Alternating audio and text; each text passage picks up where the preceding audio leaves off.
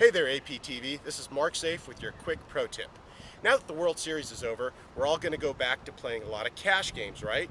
We want about an 80% to 20% mix of cash games versus tournaments. And we're going to take some of our tournament profits, some of our cash profits and play in some tournaments and try to win that big score. Everyone knows that tournaments, no matter how good you are still a long shot. So we're going to go back to our bread and butter games, the cash games. And here's your pro tip for cash games.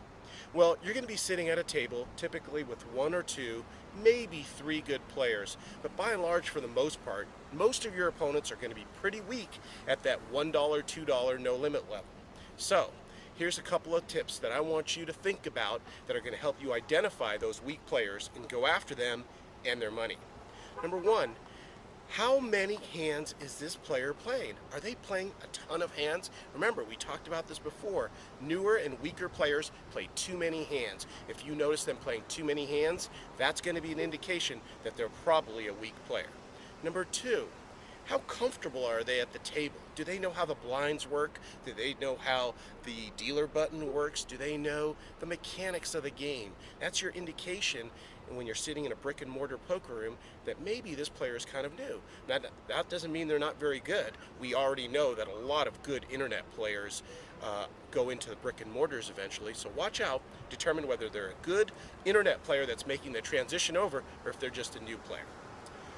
Number three, do their bets bear some resemblance to the size of the pot? Are they betting $5,000 into a $900 pot? I actually had that happen to me a couple weeks ago in a 100-200 blind no limit game. There was $700 in the pot and my opponent moved in with $5,500. I had ace king, I called, he turned over a 5-7 offsuit. Now the results don't matter, of course, you just want to do the right thing. Finally, here's your final piece of the puzzle. Does your opponent look like they're not paying attention? If they're talking to other people too much and not paying attention to the action, then they're not going to be at their best. They're not going to be playing poker like they should be.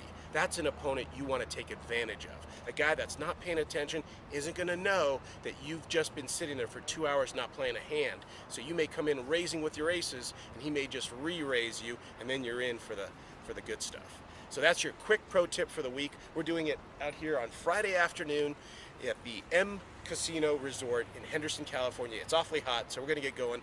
We'll see you next week. Thank you.